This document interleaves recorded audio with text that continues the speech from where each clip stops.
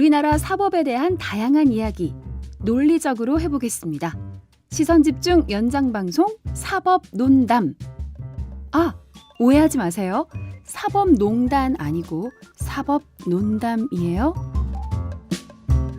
네, 사법논담을 꾸며주시는 두 명의 변호사 소개해드리겠습니다. 박지훈 변호사 모셨고요. 네, 안녕하세요. 박지훈입니다. 네, 하늘이 내리신 천하람 변호사 모셨습니다. 어서 오세요. 네, 아유 순천에서 온 천하람입니다. 네, 하람. 하람. 네, 하늘이 내렸다. 아람이 아니고요. 네, 아람이 아니라 하람. 네, 그 천하남인 줄 알고 계신 분들도 계시는데 천하남도 아닙니다. 아, 그러니까 성도 천하람. 예, 천하남이라고. 그건 좀 썰렁하다. 아니, 댓글이 진짜 댓글에 실제로 많이 많아요. 달려요. 아, 예. 그래요? 천하남 출격하셨네. 뭐 이런 댓글들이 있더라고요. 그래서 아, 그런 말씀하시는 것 같은데. 예, 알겠습니다. 저는 그 생각까지는 못했는데 천안함까지는 생각을 못했는데 아 그렇구나. 자 저희가 그 지난 시간에 이제 조민 씨 이제 그 부산대 의전원 입학 취소가 날까 안 날까를 이제 미리 예측해서 한번 이제 그 진단을 해본 적이 있지 네. 않습니까? 어제 이제 부산대에서 입학 취소 결정을 내렸습니다. 뭐 근데 그거에 대해서는 이미 저희가 이제 뭐 토론을 했기 때문에. 네. 다시 짚을 필요는 없을 것 같고요. 근데 조민 씨 관련해서 이거 하나 저도 좀 이해가 안 돼서 짚을 게 있는데 이면택 대한소아청소년과 의사회 회장이 명예훼손 혐의로 고발된 적이 있었습니다. 조민 씨 명예훼손 네. 혐의로. 근데 경찰이 불송치 결정을 내리면서 그 이유로 됐던 게 공인인 조민 씨에 대한 비판은 공익을 위한 성격이 강하다. 좀 이해가 저는 이 부분이 조금 저도 이 기사를 보면서 조민 씨가 공인입니까? 조국 전 장관은 뭐 공인이라고 볼 수 있지만 당연하죠. 예. 지금 불송치 결정문에 따르면 정치인 또 공직자와 그 가족들이 공인이다. 그 가족들이 공인이라는 이론은 전 처음 들어보거든요. 가족이 왜 공인입니까? 그러니까. 그래서 그 가족이니까 공인이 됐고 공인이면 비방의 목적이 없고 그렇다면 명예훼손 될 수가 없다라는 논리로 지금 불송치 결정을 내렸는데 조국 전 장관은 뭐 공인이라고 해도 뭐 저는 이런 여지는 없다고 볼 수 있는데 이 조국 장관의 가족이 조민 씨가 공인이다. 요거는 이해하기가 좀 어렵네요. 저는. 근데 이게 저는 그걸 2단계로 나눠서 봐야 되는 것 같아요. 그 경찰의 결정문을 보면 첫 단은 정부 관료와 공직자와 그 가족에게는 높은 윤리성과 공공성이 필요하다. 그러니까 이게 가족이라는 면이 한 가지가 있고요. 예. 또 한 가지는 보면 그 조민 씨와 관련된 사안은 뭐 공공성, 사회성을 갖춘 공적 관심 사항으로 이다 이런 식의 이제 얘기가 있거든요. 그러니까 공적 관심사라는 얘기가 좀 제가 이해를 하겠어요. 네. 그렇죠. 왜냐하면 그 조국 장관 어떤 그 인사청문 과정에서 검증 내용 중에 보통 어떤 뭐 장관 후보자는 검증 내용이 아니고 뭐 가족 이야기는 당연히 들어가니까 그건 공적인 관심사가 되는 건 당연한 맞죠. 그게 그래서 이제 공인의 범위에 대해서 예전부터 좀 학계에서도 논의가 있었는데 옛날에는 공인의 범위를 좀 이렇게 엄격하게 봤어요. 말 그대로 뭐 공무원, 뭐 공직자, 특히 공직자 중에서 고위공직자, 공직을 네. 수행하는 자. 예. 근데 사전적으로 그렇게 해야 그렇죠. 예, 그렇게 돼 있어요. 그러니까 공자가 연예인도 공인이 아닙니다. 맞아. 그 공공할 때 그 공자. 연예인은 공인이 아니라 유명인이 맞아요. 되는 거죠. 유명인과 공인은 막 완전 섞었더라고요. 다르죠. 근데 방금 이제 그 결정문에 나오지만 공적 관심 사안이 되는 사람들을 점점 이렇게 공인인 것처럼 됐어요. 그러니까 미국이 사실 그런 식이거든요. 미국이 뭐냐면 퍼블릭 피겨라고 하잖아요. 미국에서도 우리 공인이랑 비슷하긴 한데 걔네는 실제로 공공이 관심을 가지는 인물이면 그 이유가 뭐가 됐든지 간에 공인인 것처럼 취급하거든요. 그러니까 우리는 연예인이 공인인가 약간 애매한 그런 게 있지만 거기는 TV에 나오고 좀 유명하고 사람들이 공적으로 관심을 가지면 어지간하면 퍼블릭 피겨라고 보는 그런 게 있어서 지금 요 결정은 이 공적 관심 사안과 공인이 약간 뒤섞여서 나온 결정이고 좀 과도기적인 얘기인 너무 잔인한 것 거 같아요. 아닌가요? 뭐 누가 조민 씨 같은 경우는 공인이 되고 싶었지도 않고 관심을 받고 싶지도 않았는데 아무런 혜택도 없고 아무런 이득도 없이 결국은 법적인 어떤 지금 우리 천 변호사 말씀대로라면 관심을 받고 있기 때문에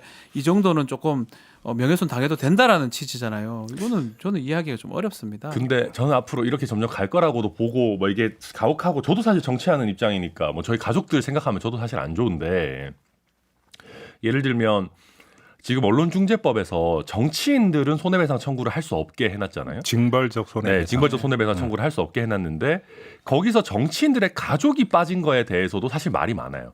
그러니까 정치인들 가족에 대한 탐사 보도나 뭐 가족의 비리 이런 것들을 실체로 많이 캐잖아요. 뭐 예컨대 뭐 조금 다르겠습니다만 예를 들면 뭐 윤석열 전 총장의 부인이나 장모나 이런 사람들도 이게 뭐 공인이잖아요. 사실 애매하죠. 이게 되게 애매한 그 경계에 있는 그러니까 아니, 사람들이죠. 그러니까 여기서 우리가 분명히 다르니까 그러니까 저는 공적 관심사라고만 했으면 저는 네. 이해할 수 있다라는 거예요. 왜냐하면 그렇죠. 그 가족의 문제가 공인이거나 공인 후보자인 사람의 어떤 도덕성이나 이런 걸 검증하는 중요한 항목이 될 수 있다면 그렇죠. 예. 그거는 가족을 통해서 그러니까 들여다볼 수밖에 없는 현실이 있기 때문에 공적 관심사인 건 맞죠. 그렇죠. 그걸 부인하는 건 제가 볼 때는 말이 안 된다고 생각하는데 네. 근데 가족이 공인이다? 그건 이거는 너무 논리 성립이 안 비약이라는 거죠. 근데 예를 들어서 이제 이런 건 있죠. 대선 그 후보의 그 부인의 경우에는 그럼 좀 다른 문제죠. 같이 정치 그렇죠. 영부인이 활동을 되실 하는 거예요. 분이니까. 대선 후보가 대통령이 되는 순간에 그 부인은 영부인이 되기 때문에 그렇죠. 그리고 선거운동도- 영부인은 공인이죠. 선거운동도 같이 하도록 돼 있어요. 그러니까요. 사실은. 이건 또 다른 그런 문제죠. 달리 봐야 되는데 조국 전 장관은 완전 다른 거예요. 사실은 법무부 장관 후보자였고 그 과정에서 뭐 청문회나 이 과정에서 검증 과정에서 언급할 수는 있겠죠. 그렇지만 그 이상을 나가서 명예훼손을 하는데도 불구하고 범죄 행위의 피해자가 됐는데도 이 사람은 공인의 가족이니까 곧 공인이다. 그래서 위법성이 조각된다. 이렇게 논리 전개를 하는 거는 그렇다면 앞으로 정치인들 가족 다 해요 그냥.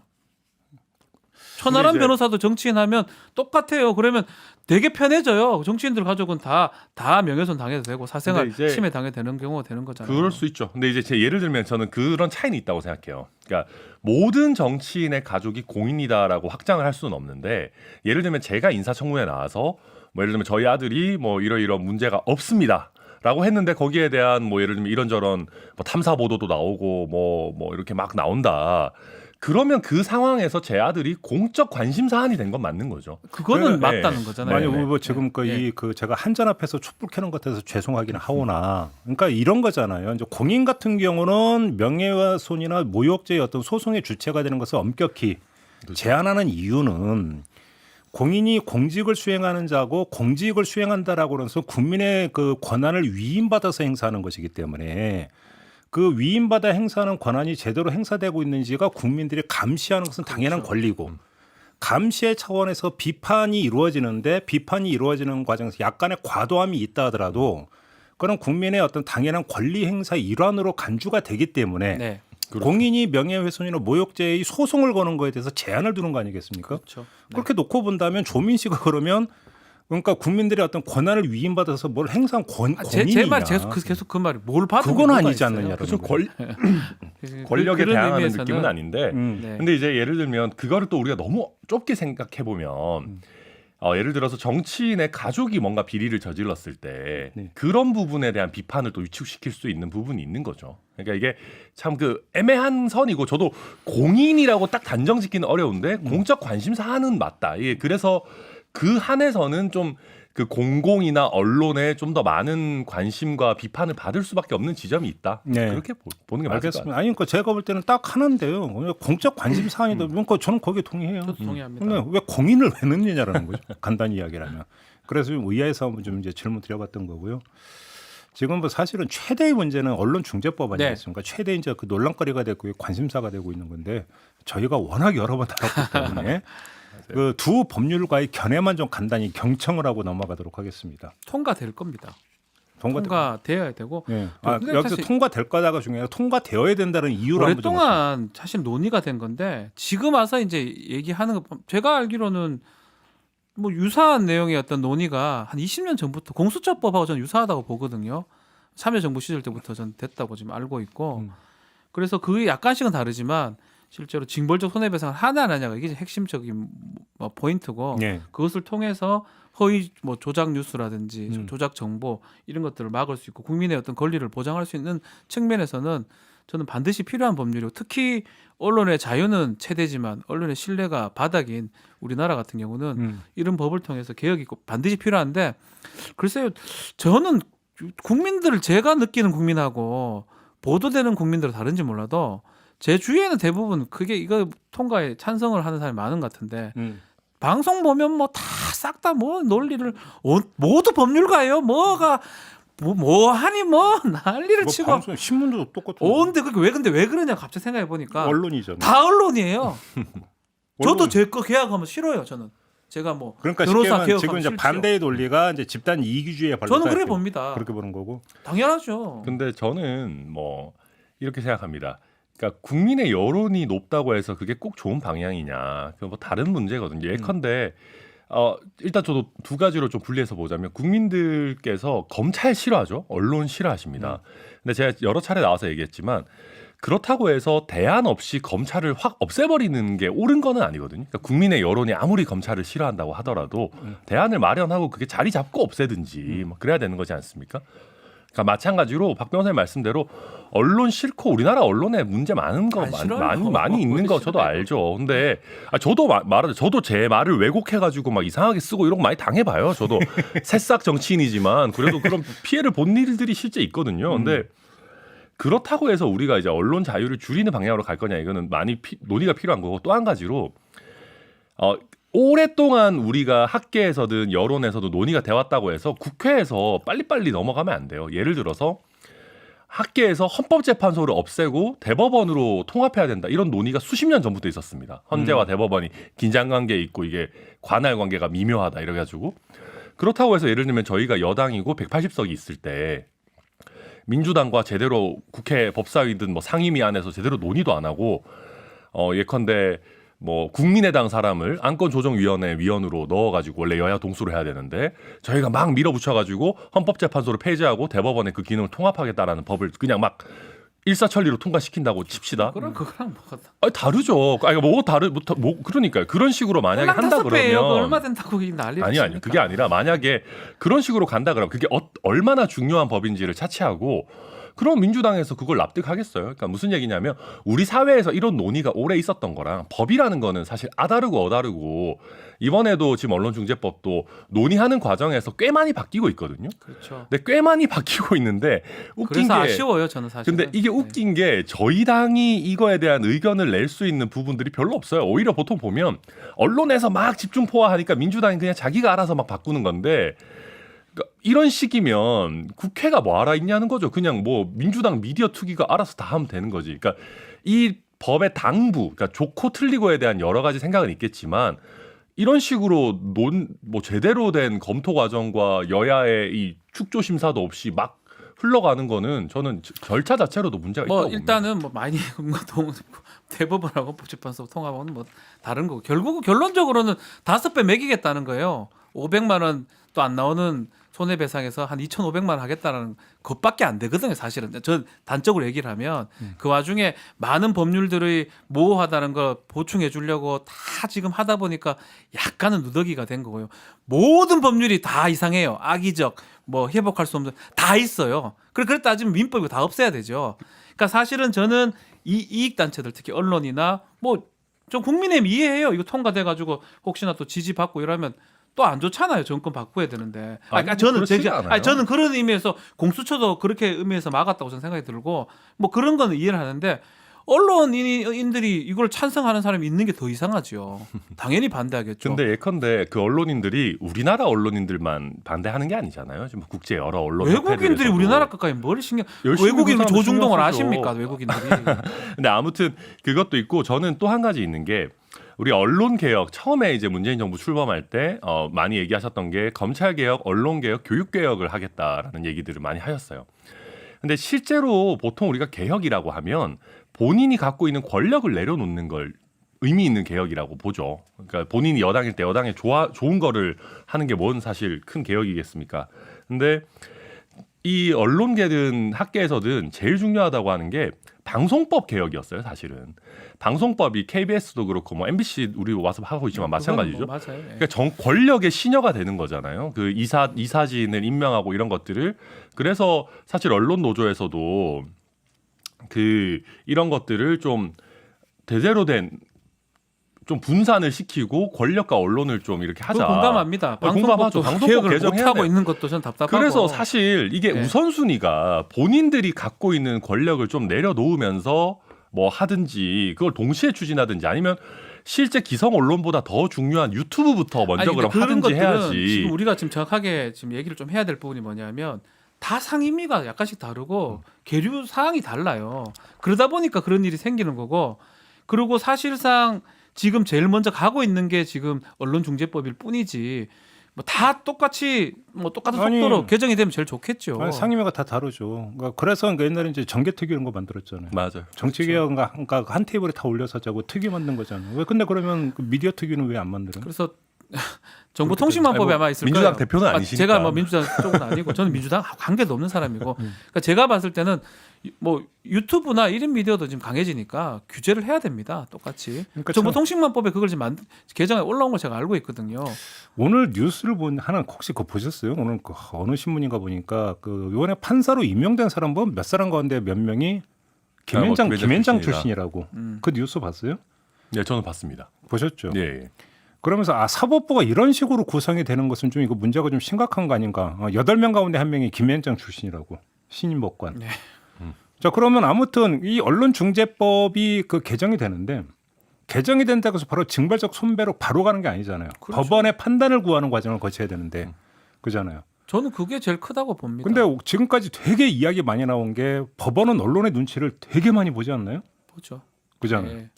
그러면 열심히 그러니까 저기 그 바다 나가서 물고기 잡아다가 비늘 벗기고 딱 했는데 고양이 딱 갖다 바친다. 그럼 어떻게 되는 겁니까? 예를 들어서. 아니 그래서 일단은 이 개혁이 저는 뭐 저 개인적 의견은 무제한 징벌이 저는 필요하다고 보거든요. 사실은 미국처럼 뭐 저 대륙법기 이런 얘기 하지 말고 그냥 책임을 져야 됩니다. 그만큼 자유를 받는 만큼 결국은 대법원이나 법원에서 판례로 보충을 할 거예요. 지금 계속적으로 문제 삼고 있는 게 다 그거잖아요. 아주 모호하고 아주 뭐 그렇다고 하는 거를 다 법원에서 보충을 하고 지금 우리 진행자가 말하는 것처럼 다 언론에게 그래도 안 나쁘게 다 보충해 줄 겁니다. 걱정 안 해도 돼요. 뭐 그렇게 걱정하십니까? 그래도 없는 것보다 있는 게 낫다. 있어야죠. 네, 그래야 저는- 좀 책임지고 좀 보도를 하죠. 네, 저는 맨날 짧게 딴 얘기를 해요. 얘기하면 잠입치대 해고 하면 되지. 그걸 뭐 한다고 엉뚱한 얘기를 자꾸 합니까? 아이, 본질을 봐야 되지. 격가지를 자꾸 도 해가. 분명히 있죠. 근데 일단 비판을 짧게 저도 자꾸 하는 게 얘기하면 말이 그 됩니까? 민주당에서 나온 분들도 그 얘기를 해요. 이게 징벌적 손해배상을 인정하고 뭐 허위 이제 그런 식으로 이제 조작 보도 뭐 이런 식으로 요건을 엄격하게 해놓으면 실제로 오히려 이 법이 더 소송한 사람 어렵게 만들 수 있다. 왜냐하면은 이게 손해액이 5배 이렇게 되니까 법원에서 인정하는 걸 굉장히 엄격하게 할 거란 말이에요.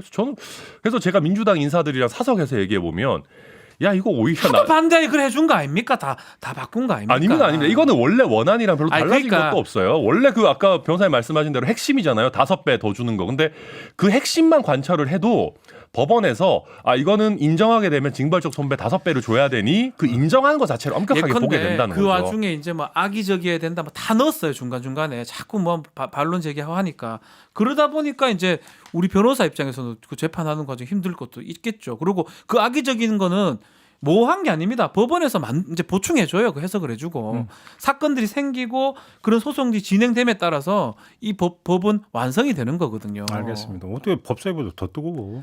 아니 근데 법사위가 이제 어차피 근데 이런 얘기 할 필요가 없는 게 통과될 겁니다. 되고 전 통과 후가 문제라고 생각이지. 요새 뭐 민주당이 마음만 먹으면 다 통과는 되죠. 아이고 뭐 마음 먹고 합니까? 아니 뭐 다 마음만 먹으면 통과되지 실제로. 예. 자 여기서 그러니까 저는 이제 다시 그 처음으로 돌아가서 자 언론 개혁이 목적입니까? 언론 피해 구제가 목적입니까?라는 질문을 던지고 싶어요. 무슨 이게 되게 어리석은 질문일 수도 있어요. 왜냐하면 언론 개혁의 일환이 언론 피해를 구제해 주는 길을 더 넓히는 것도 언론 개혁의 일환일 수가 있는 거죠. 그죠? 근데 제가 그럼에도 불구하고 이 우문을 던지는 이유는 그것이 언론 개혁의 일환이라고 한다면 사실은 이건 하나의 부분이잖아요. 그렇죠. 하나의 부분이라고 한다면 이걸 어느 위치에 놓을 것인가라고 하는 것은 전체 설계도가 그려진 상태에서 나와야 되는 거거든요. 네. 근데 그게 전체 설계도가 그려지지 않고 추진되지 않는 상황에서 이것만 됐을 때 나중에 이것이 또 여러 가지 충돌의 소지를 빚을 수 있는 가능성 이것도 좀 함께 봐야 되지 않을까 싶은 그 생각이 지금 아까 들어가지고. 얘기했던 방송법이고 다 사실은 다 같이 가는 게 사실 맞죠. 그러니까요. 정보통신망법도 같이 가야 되고요. 근데 뭐 저도 현실하고 이상 차이 같아요.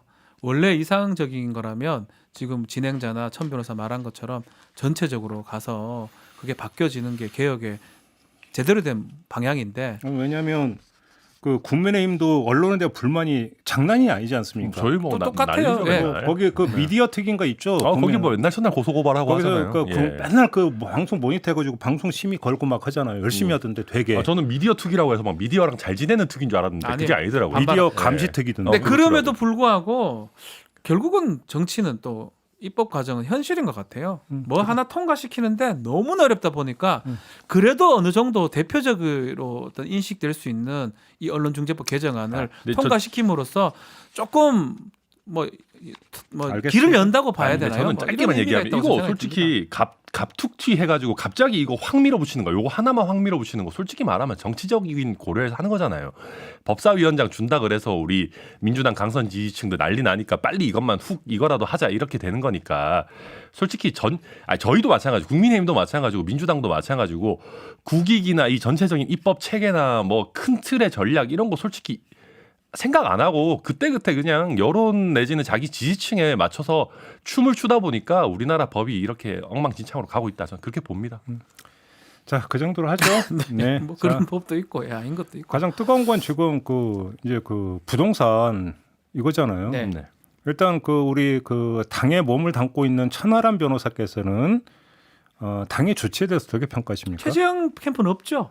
저희는 의원이 없죠. 별로 없잖아요, 그죠? 예, 의원도 별로 없고요. 아니 근데 그렇게 없지는 않아요. 저희도 한 10몇 명 되는데 그래도 한 명도 없으니까. 다들 개왔네요. 야, 후보가 뭐 괜찮으니까 사람들이 그래도 좀 괜찮나 본데 아무튼 간에 예.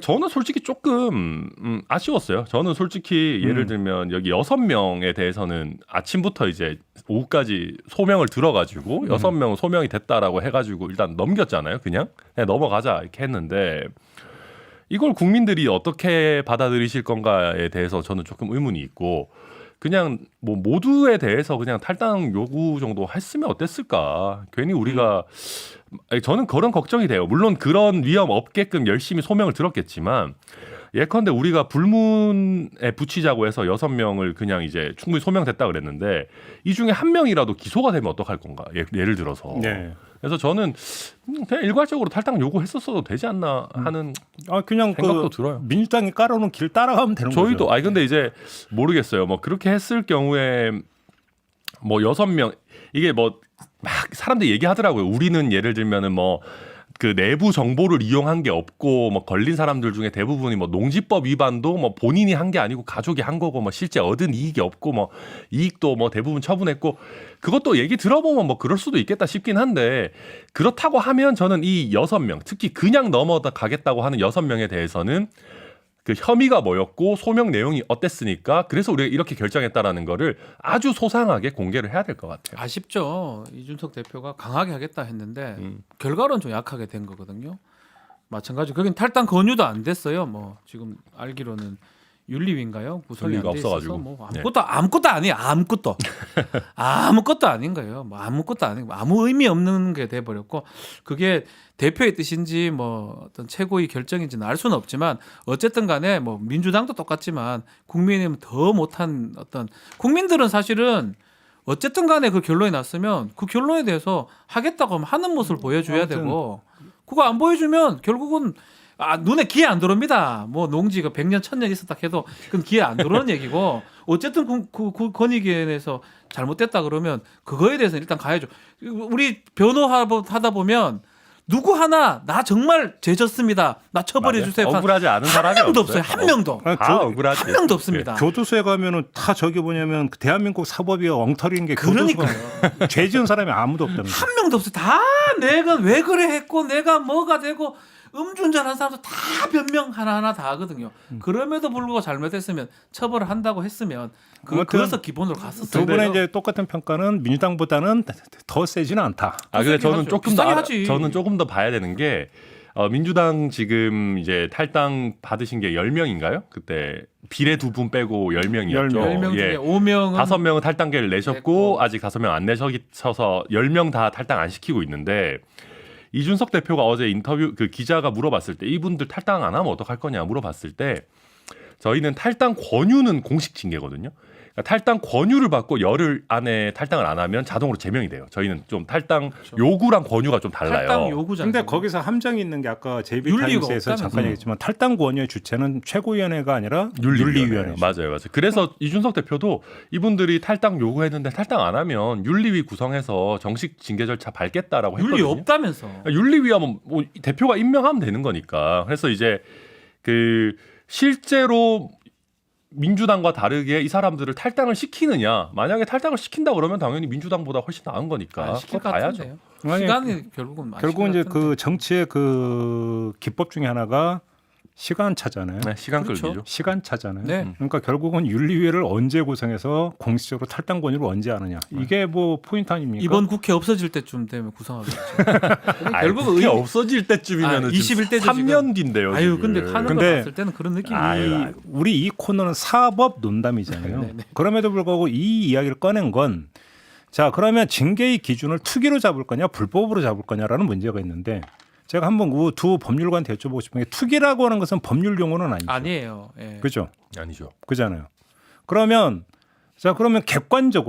객관적으로 판단할 수 있는 잣대는 부동산 관련법을 위반했는지 안 했느냐. 네. 이게밖에 없는 거죠. 그렇죠. 그렇죠. 저는 그것도 웃긴 거예요. 투기로 걸린 사람 아무도 없을 겁니다. 그 투기 입증할 수도 없는 거고요. 그 다만 마음속에 이게 투기성이다 아니다라고 하는 것은 객관적 사실의 판단이 아니라 주관적 해석의 영역이죠. 네. 그럼요. 다만 이제 그 법에서 조금 중복되는 거는 미공개 정보 같은 것들을 업무상 정보를 이용해서 했다라는 그게 만약에 된다면 투기하고 법률 위반이 딱 합쳐지는 중첩되는 거 부분이겠죠. 맞아요. 맞아요. 그러니까 김의겸 의원 지금 근데 문제되는 부분. 미공개 선생님. 정보를 이용했느냐 말았느냐도 예를 들어서 이제 손혜원 전 의원의 경우를 놓고 보면 그 정보가 미공개냐 아니냐 그거 갖고도 막 엄청 그렇죠. 이제 논란이 그거는 있었죠. 사법적 영역으로 이제 가는 그거는 부분이고. 원래 그 사건에서 사법부에서 항상 논쟁이 되는 거예요. 이거 인터넷 좀 뒤지거나 어느 정도 막 예를 들면 한 두세 가지 정보를 조합하면 이걸 충분히 추론할 수 있었다. 맨날 그렇게 나오는 어쨌든 그렇기 때문에 이번에 권익위의 민주당이나 아니, 국민의힘이나 그래서 제가 그러니까 이 질문을 드리는 취지는 그냥 그 부동산 관련법 위반이 있느냐 없느냐 갖고 판단해야 되는 거 제가 아니냐. 그 말을 하려고 하는 거예요. 맞아요. 투기까지 볼 수가 없는 거예요.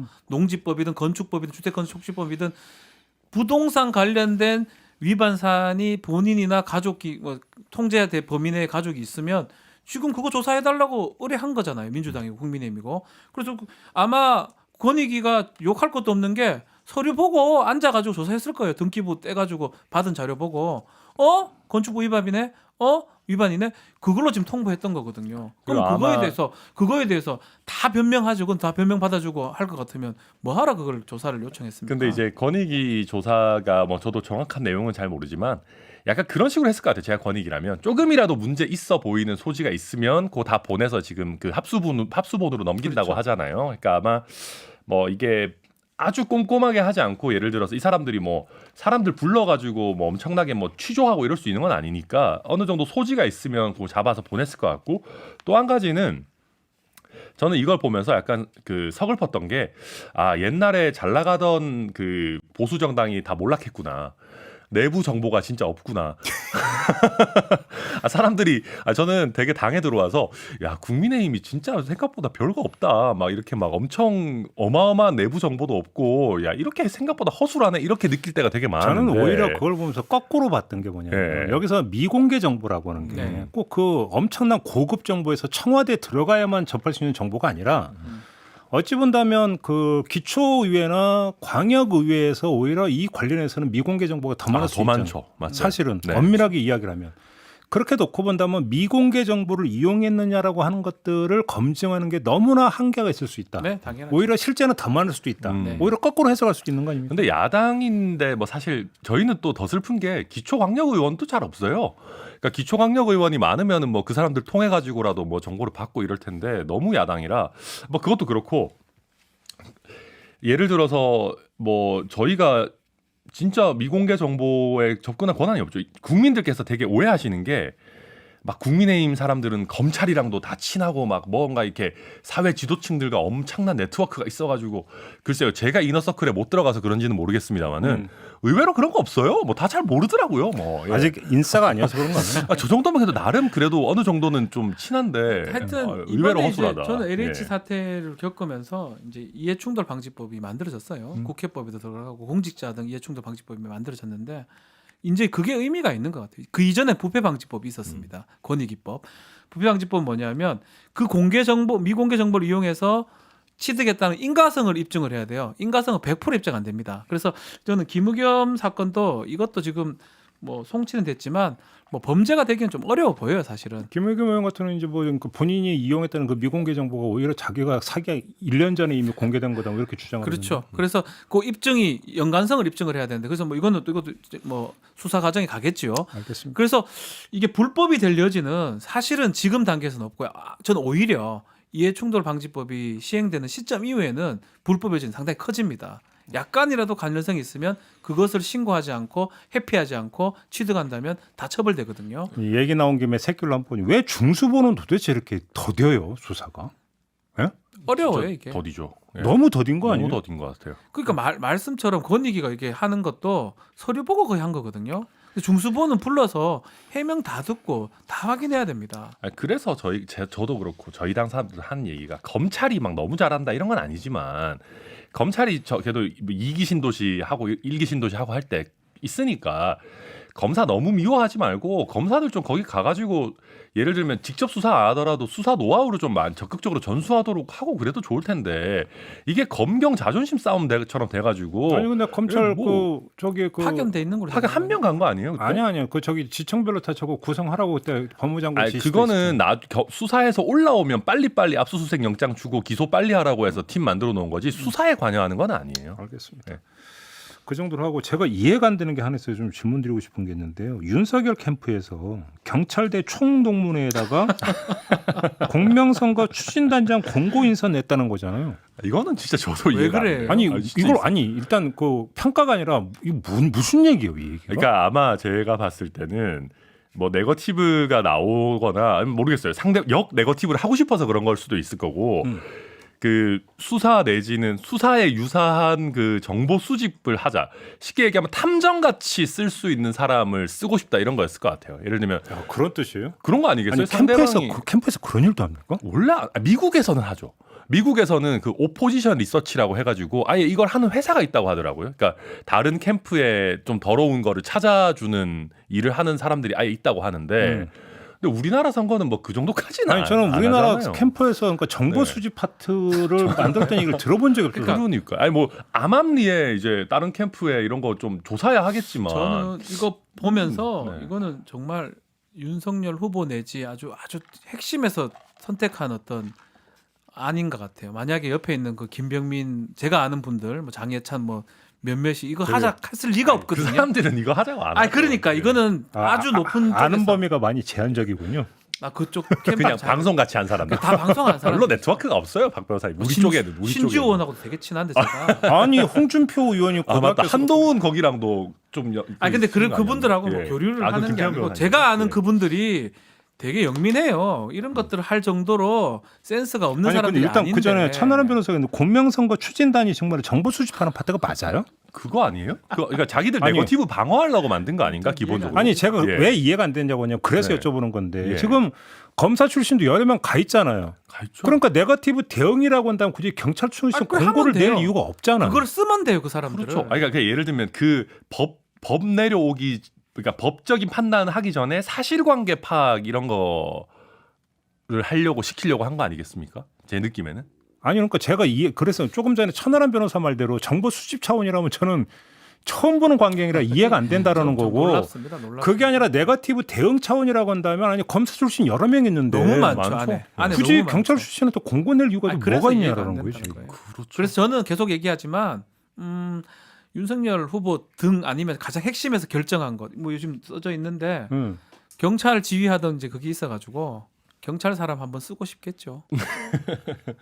예전에 뭐 그런 어떤 거 아닌가. 그거 아니고는 이거 논리상으로는 맞지 않죠. 요거도 뭐 이렇게 뻔한데요. 이걸 어떻게 합니까? 아 근데 모르겠어요. 아 제가 뭐 그런 건 있겠죠. 이게 캠프라는 게 저도 캠프 최재형 캠프 몸담고 있지만 사람이 많으면 많을수록 좋고 재주가 여러 가지가 있으면 그러면 좋긴 그냥 좋아요. 뽑지 이래 뽑을 일은 없는 좀 기고. 근데 경찰을 이렇게 한정해서 이건 또 다른 대놓고 얘기긴 뽑는 한데 거는 좀 이거 약간 뭐 캠프 이제 윤석열 캠프를 보면 뭘 할 때마다 보면 그 젊은 이제 의원 그 도와주는 캠프 요원들 있잖아요.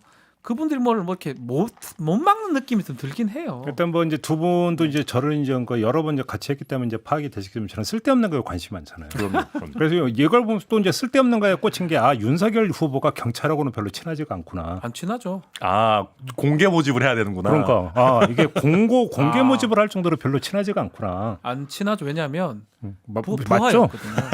예전에는 다 지휘 관계에 있던 사람들이잖아요. 지금은 좀 에이, 덜한데. 그래도 아마 퇴직하신 분들 이런 분들 친한 분들 많겠죠. 아 근데 또 한 가지. 그래도 제가 여기서 윤캠을 좀 감싸주자면 나쁜 짓 할 거였으면 공개 모집했겠습니까? 그러니까 제가 그랬으니까 정보 수집이 맞냐고 여쭤본 이유가 그거예요. 그래서 그러니까 뭐 자기들 정보를 좀 잘 관리하고 뭐 그런 걸. 도대체 실체가 뭐냐가 이해가. 공명선거 추진단? 공명선거 추진단? 그럼 예를 들어서 이제 그 상대 후보의 그러니까 그 선거법 위반을 감시하는 파트인가? 그러니까. 아 그럴 수도 있겠다. 근데 그거를 네, 선관위가 해야지 왜 캠프에서 해요? 캠프에서 그러면? 하냐고. 뭐 이제 예를 들면 그러니까 예컨대 저희도 이거 여기서 잠깐 이재명 지사 공격 살짝만 제가 섞자면은 저희도 선관위 뭐 위반 논쟁 됐었잖아요. 최재형 후보 그 마이크 잡고 해가지고 두 번. 네, 그 두 번째 거는 진짜 그 별거 아니에요. 첫 번째 거도 사실 그건 경고받고 뭐냐면 끝났고 박대출 의원 주장에 따르면 그 선관위 유권 해석까지 네, 받고 했다고. 그래서 이게 저희가 이제 선거관리위원장도 하고 그랬으니까 많이 얻어맞는 건데 그게 나왔을 때 저희한테도 제보가 막 와요. 이재명 지사 쪽도 뭐 무슨 광역 의원들이었나 뭐 의원들이 지지 선언 이런 거 했는데 이것도 선거법 위반입니다. 막 여기저기서 이렇게 들어오거든요. 제보 같은 게. 그래서 이거 역공합시다. 그래서 제가 역공하면 더 없어 보인다. 뭐 이게 우리가 잘못했다는데 남이 더 잘못했어요. 이게 우리나라 정치의 병폐다. 이런 얘기하고 그랬는데 어쨌거나 저쨌거나 공격이 최고의 방어다라고 생각하니까 우리가 얻어맞을 때를 대비해서 다른 사람들의 구린 거를 좀 쟁여놓자 이런 생각을 했을 수는 있죠. 그래요? 네. 알겠습니다. 참 이해가 안 되는 이해가 부분이고. 어렵습니다. 저는 이해가 어렵습니다. 마지막으로 짧게 그러니까 여쭤보겠습니다. 사실관계. 일단 지금 김건희 씨의 이제 그 허위 이력 문제가 불거졌잖아요. 자, 이게 사실이라고 가정을 하면 사문서 위조에 해당이 됩니까 안 됩니까? 법적으로? 본인이 쓴 거니까 위조는 아니에요. 그리고 처벌받을 수는 없을 것 같아요. 아니 그러니까 처벌 문제는 둘째치고 네. 사문서 위조는 어디까지가 사문서 위조가 되려면 자기 명의의 문서가 아닌 타인 명의의 문서에 그러면 내가 내는 이력서나 내가 허위 내는 작성서가- 자기소개서나 내가 제출하는 증빙 서류를 업무방해죄가 됩니다. 다, 허위로 해도 그러면 다 업무방해죄가 됩니다. 그러니까 예를 들어서 그건 사문서 위조는 아니고 업무방해죄. 예를 들어 제가 문서에다가 완전한 허위 사실을 제가 쓴다고 칩시다. 천하람은 장동건보다 잘생겼다. 이런 사실을 만약에 써요. 그건 또 가치 평가니까 그거는 그럼 아니고 예를 그거는 들면 허위 내가 사실을 박지훈이다. 수준으로 넘어서는 거지. 내가 박지훈이다라고 이거 말이 안 되는 거. 아무튼 뭐 어쨌거나 말도 안 되는 사실을 하나 써서 이름을 천하람 쓰고 도장을 천하람을 찍으면 그건 죄가 안 돼요. 네. 그러니까 허위 사문서 작성죄는 없어요, 없어요. 우리나라에.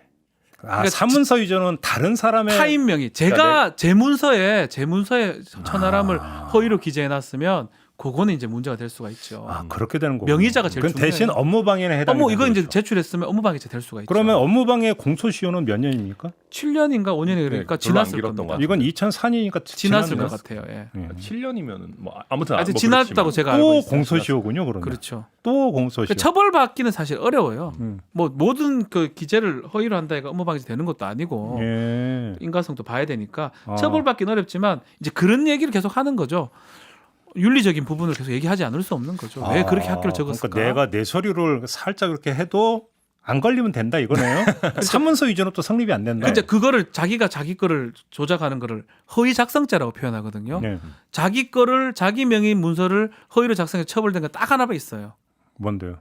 진단서 작성할 때 의사가 허위 진단서 작성하면 그거는 처벌됩니다. 그다음에 허위 공문서 자기 작성은 사인이 처벌. 들어가는 예, 건데. 예. 허위 공문서는 무조건 처벌되지만 예. 허위 사문서는 내 거면 어떻게 썼는지 아무 상관없습니다. 그러니까 그걸 처벌하기 시작하면은 뭐 예를 들면 다 처벌해야 되니까 예. 뭐 좀 잘못 쓰면. 그렇죠. 의사가 이렇게 나이롱 환자 보험 예. 타내려고. 그거 적으면 그거는 허위 진단서 작성죄로 처벌됩니다. 그건 또 허위 사문서, 그러니까 사문서 위조가 아니라 허위 진단서 작성이. 그렇죠. 그게 허위 사문서긴 한데 예. 유일하게 처벌되는 사문서입니다. 이거는. 유일하게. 예.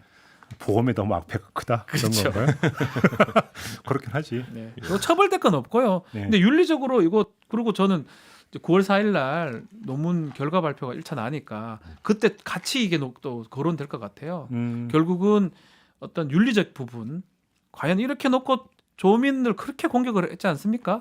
그렇죠. 조국 장관하고 이거 똑같은 병렬에 있어요. 저는 허위 작성한 거는 똑같아요. 학교를 거짓말로 저 기자 뭐 몰라 실수라고 하는데 실수겠죠. 이거 실수라고요? 네, 뭐 아니 근데 저는 저는 그 이해가 최재형 이게 실수가 후보 있습니까? 제가 최재형 후보 캠프에 와서 너무 좋은 게 제가 윤석열 후보를 막 영혼을 갈아 넣어서까지 쉴드를 쳐줄 필요는 없잖아요. 그래서 저도 이거 좀 그렇긴 한데. 근데 제가 이걸 이거는 근데 솔직히 실수라고 보긴 좀 약간 뭐한 부분이. 아니 자기가 그 저기 출강했던 대학 이름을 혼동해서 쓴다는 게 그게 상식으로 납득이 되는 얘기예요. 저는 뭐 그 학력적인 아니 그래서 제가 실수일 수 있는 게 뭐냐면 그 대학명을 줄여서 부르는 경우가 있기 때문에. 근데 그 대학 그렇게 안 불러요. 근데 그래서 이게 줄여서 이렇게 쓸 수 있는 건가? 저는 거의 납득이 안 되는 부분이에요. 그러니까 이걸 학교를 얘기를 하면 또 뭐가 되니까 말을 못 하는데 완전 다른 학교거든요. 그 그래서 전문대하고 4년제 대학 그 다른 거잖아요. 그러니까 당연히 저희가 그렇게 얘기한 게 맞죠. 엊그제 보니까 뭐 댓글에 그럼 뭐 무슨 대를 뭐 서울대라 하면 그것도 뭐 저기 뭐 실수냐 이런 얘기 같은데 그건 이제 그 대학 걔가 거명하는 말은 자체가 그건 안 좋죠. 결례니까 아니, 이건 나를 얘기를 모르겠는데. 못 하겠는데 음. 그러니까 우리 사회적 인식으로는 그렇게 함으로써 포장을 하는 효과가 있는 거잖아요. 그것도 윤리적으로 얘기를 해야 되지 실수라고 얘기할 건 전 아니다 생각이 듭니다. 야, 근데 또 그것도 걸러지지도 않은 거잖아요, 그죠? 아, 그리고 그게 확인을 못 한다는 게 말이 의외로 돼요. 엉성하구나. 왜 하지? 참 이거 근데 윤석열 캠프에서 뭐 뒤에 증빙 서류 붙여서 낸다. 뭐 한참 이런 게 뒤에 하지 않았나요? 낸 거예요. 그게 그러니까 뭐냐면 그래요? 이력서는 그러니까 그 2004년에 그러니까 어떤 건데 그러니까 된 증명서는 2006년 거니까. 의미가 없어요. 그러니까 그때 그러니까 그 첨부한 서류가 아닌 거죠. 아무튼 제가 요새 최재형 캠프 일하느라 바빠서 이거를 그리고 정확하게 잘 그리고 모르겠는데. 비호를 잘 못 해줘요. 이렇게 그렇죠. 보니까. 예. 사실 의지도 많이 떨어졌고. 천하람 변호사가 좀 제가 이렇게 다음부터는 그래도 우리 진영을 대표해서 나오는 거니까 좀 더 열심히 해서 오겠습니다. 거기 뭐 최재형 예. 후보 관련 이제 조상이 이제 그 저기 독립운동 관련 이런 거 제가 열심히 얘기할 수 이 있어요. 부분이긴 한데 요거는 역사 논담에서 해야 될 이야기지 그렇죠. 사법 논담에서 할 얘기는 아니기 그리고 때문에 너무 맞아. 뭐 70년, 100년 된 얘기인데 이거 진짜. 예. 넘어가도 아니 애국자 재본이라고 하니까 애국자 재본 정말 맞아요. 애국자 맞냐 해서 아니 그리고 그 아버지가 실제로 그 뭐야 6.25 때 어마어마한 그 핵심적인 전투를 이긴 양반이라니까요. 진짜. 아니 아버지가 아니라 이긴 할아버지 증조 할아버지 할아버지도 또 좋은 일 많이 하고 그랬어요. 그 순종 서거 운동도 아, 또 하고 괜히 학교도 괜히 잘려 나가고 우리 조상 중에 또. 국가에 한 번이라도 기여한 사람 다 있죠. 맞아요. 저희 증조 할아버지도 징용 갔다 오시고 막 다 있죠. 뭐 없겠습니까? 맞아요. 그렇게 하면 우리 그 10대조 5대조가 저 밀란에 참여했을 수도 있어요. 저는 박역거세입니다. 예, 뭐 그런 말을 뭘 필요가? 아 밀란이 아니 참여하신 그러니까 것도 아니고 아, 뭐 밀란이라고 표현한 거잖아요. 민중 봉기에 참여했을 수도 있고. 동학농민운동에 예. 우금치 전투에서 돌아가셨을 수도 돌아갔으면 내가 있을 수가 있나 지금. 그러네요. 아니 낳고 돌아가셨을 수도 그렇지. 있잖아요. 낳고 그러니까요. 그러니까 나라를 구하자는 일념으로 이제 가족을 등지고 이렇게 가는 거지. 그러니까 그걸 자꾸 끝도 없이 얘기하면 끝도 없어요 사실은. 근데 제가 여기서 또 최재형 후보 살짝 이게 좀 양념 또 치자면은 괜히 얘기했다니까. 그 애국 뭐 이런 거 얘기하잖아요. 뭐 아버지가 전투를 하셨고 이런 얘기하면 자기가 쑥스러워요. 각자 자리에서 다 우리나라 사람들 열심히 살았지. 그게 애국이지 뭐 대단한 걸 하면 애국이냐 이렇게 얘기하는 좋은 사람입니다. 최재형 후보는. 알겠습니다. 예. 죄송해요. 얘기 괜히 꺼냈어요. 네. 제가 진행을 잘못했어요. 오늘 이렇게 마무리하죠. 네. 자, 천하람 변호사, 박지훈 변호사 두 분 수고하셨고요. 저도 함께 물러가고 내일 아침에 인사드리겠습니다. 고맙습니다. 감사합니다. 감사합니다.